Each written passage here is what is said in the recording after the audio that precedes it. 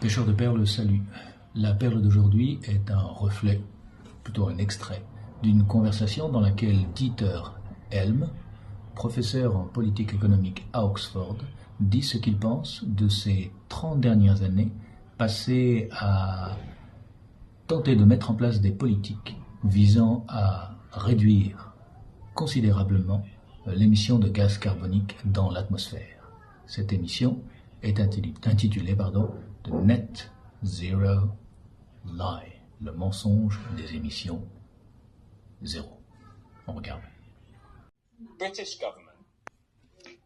On dirait que le gouvernement britannique et beaucoup de gouvernements européens, celui de l'Allemagne vient à l'esprit, tentent de suivre la trajectoire de ces dernières décennies.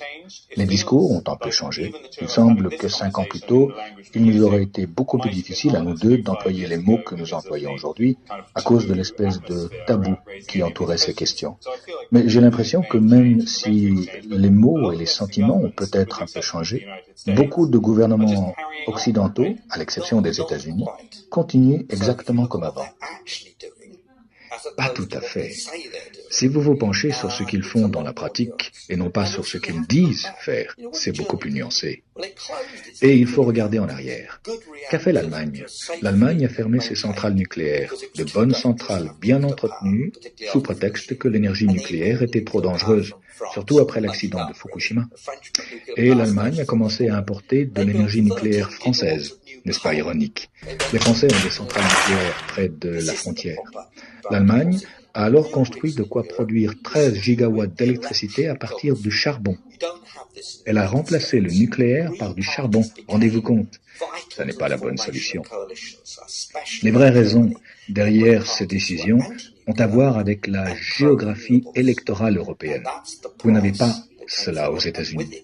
Les partis verts se sont imposés comme des partenaires vitaux pour la formation de coalitions, tout particulièrement en Allemagne. Et les partis écolos étaient antinucléaires et partisans des énergies renouvelables. Donc l'abandon du nucléaire était le prix à payer, de même que la nouvelle coloration des discours. En Allemagne, l'Energiewende allait créer quantité d'entreprises consacrées aux renouvelables. C'était une stratégie industrielle. En Grande-Bretagne, on continue à nous bassiner avec les mêmes projets. Or, où sont ces grandes entreprises allemandes du futur écologique un quart de siècle plus tard ? Il n'y en a aucune. L'idée que la Grande-Bretagne va être une superpuissance verte ou propre, quelle que soit la terminologie, disposant d'une énergie bon marché, ah oui, vraiment ? Où sont les raffineries pour les minerais tels que le lithium, le cobalt, le nickel, le cuivre ? Où sont les usines à batteries ? Où sont les fabriques à panneaux solaires ? Tout ça n'existe pas.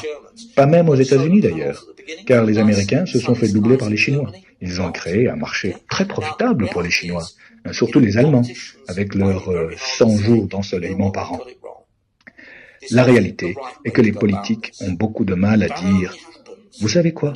On s'est trompé. Ce n'était pas la bonne façon de procéder. » Cela ne se produit qu'à l'occasion de grands changements cathartiques dans le monde politique, secouant le monde politique. On en a eu un dans ce pays, en Grande-Bretagne, au cours des années 70, avant que Thatcher n'arrive au pouvoir dans les années 80.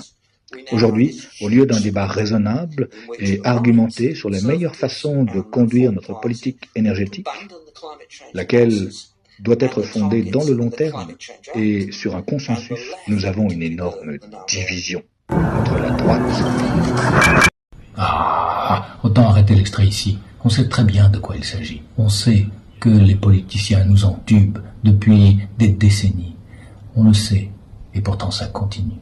Alors, je pourrais me lancer dans une diatribe venimeuse et dire tout ce que je pense de ces gens qui nous dirigent, ou je pourrais laisser d'autres que moi faire bien mieux le travail à ma place. Vous êtes tellement idiot que vous vous faites honte. Mais ce n'est pas l'objet de ces perles politiques. Par contre, laissez-moi vos commentaires. Ça, c'est beaucoup plus productif. Salut.